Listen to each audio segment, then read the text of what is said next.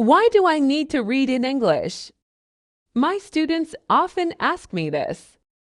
They think I go to classes, I do my homework, I watch films in English.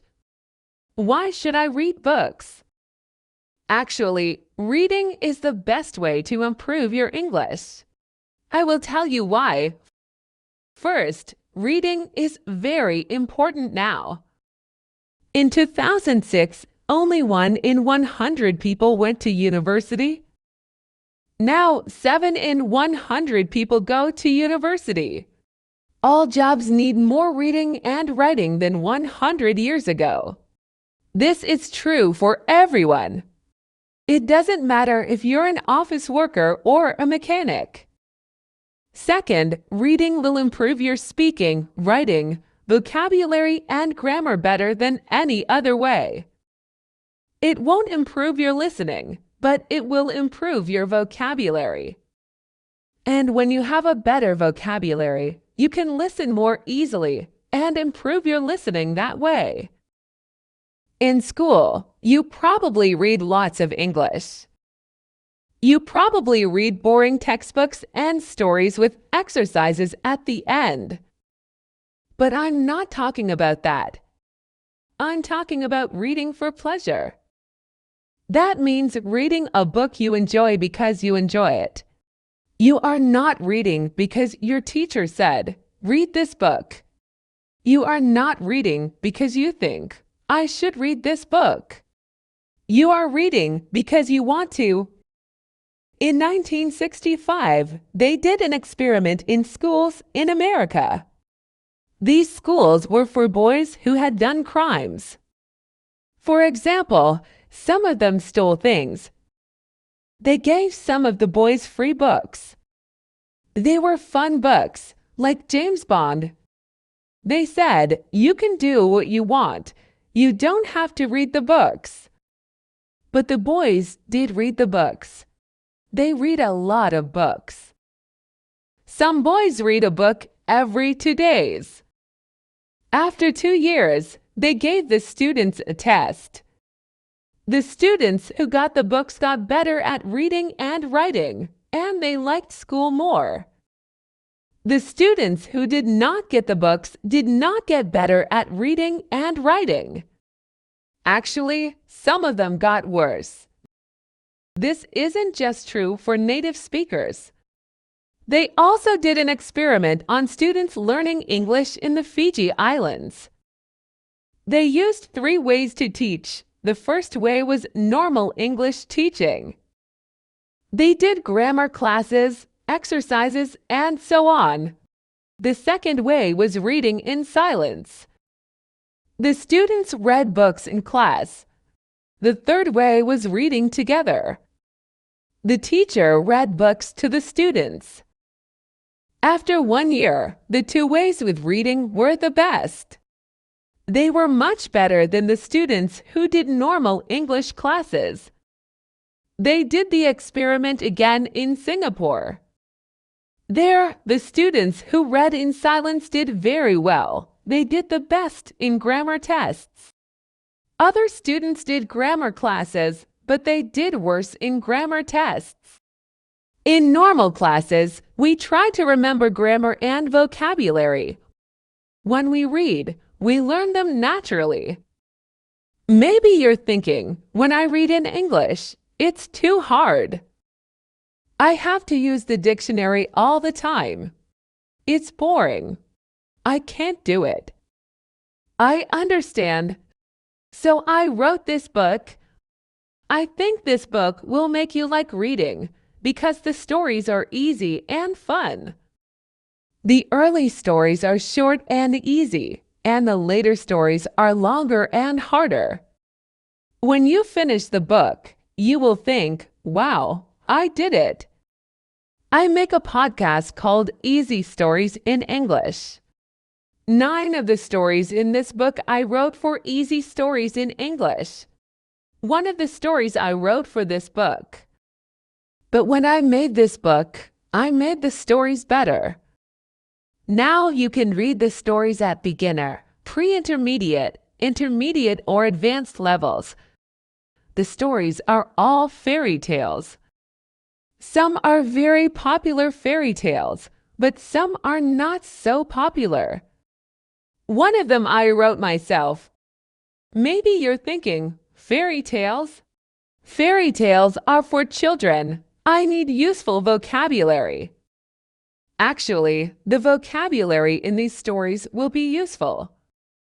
McQuillan did an experiment where he looked at vocabulary in 20 novels. 85% of the words were on academic word lists. These are lists of words that you need to know to study at university. Rolls and Rogers also did an experiment. They said, if students read 1,000,000 words of science fiction, will they learn important science words for studying at university? The answer was yes. So yes, fairy tales are useful for you, too. But I understand if you still don't believe me.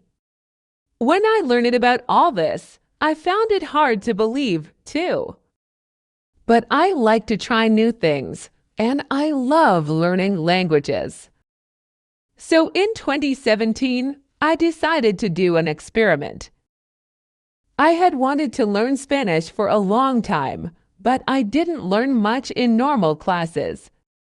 I said, I will read 1,000,000 words in Spanish. Afterwards, I will see what my level is. 1,000,000 words is about 20 novels, so it was a lot of work. I started with very easy reading, like this book. Then I started reading translations of books that I knew in English. For example, I have read Harry Potter and Game of Thrones in English, so I read them in Spanish too. Finally, I read new books in Spanish. I read Latin American authors, that means writers such as Isabel Allende, Luis Jorge Borges, and Manuel Puig. I loved them. I also listen to podcasts, but I always read the transcripts and added the words to my goal. After I finished reading 1,000,000 words, I wrote and talked to native speakers. I was at an intermediate level. I could understand almost everything I read. I could understand people when they spoke clearly, and I could have conversations. And I had spent most my time reading, not speaking. In 1 year, I learned more than most students learn in 5 years. I didn't try to remember grammar and vocabulary. I learned them naturally. Maybe you're thinking, I don't believe this. Or maybe you're thinking, wow, I'm going to read for hours every day. But I have to say something very important. You must read books that are easy. You must read books that are fun. If a book is too difficult or too boring, put it down and find another one. Stephen Krashen, an expert in language teaching, says only read things in English that are fun and interesting. Read things that are really easy, that you wouldn't read in your native language because they are too easy. So you can read comics, magazines, detective stories, romance stories, and so on. Don't feel bad about reading translations. If you read very easy books, when you see a word you don't know, you will understand the meaning easily. You won't have to use a dictionary. So what is easy? Experiments show that you should understand at least 98% of the words in a text. 98%, that's so high. I know, but let me show you an example.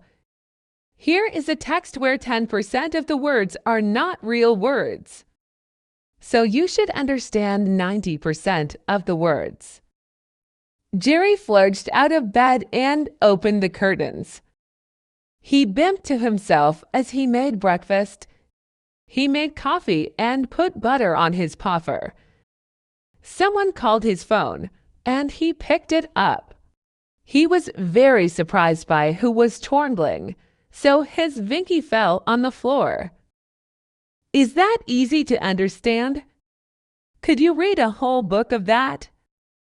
Here is this same text, but only 2% of the words are not real. So you should understand 98% of the words. Jerry jumped out of bed and opened the curtains. He sang to himself as he made breakfast. He made coffee and put butter on his toast. Someone called his phone, and he picked it up. He was very surprised by who was calling, so his Vinky fell on the floor. How was that? You probably didn't understand everything, but it was more fun to read than the first text. That's why reading for pleasure is so great. Maybe you don't understand everything, but you understand enough to follow the story. And you don't have to pick up a dictionary. So if you find that this book is too hard, read something easier. If you find it boring, read something more fun. I know that not everyone likes my writing, and that's okay. Find a book that is good for you. When we have fun, we learn much more.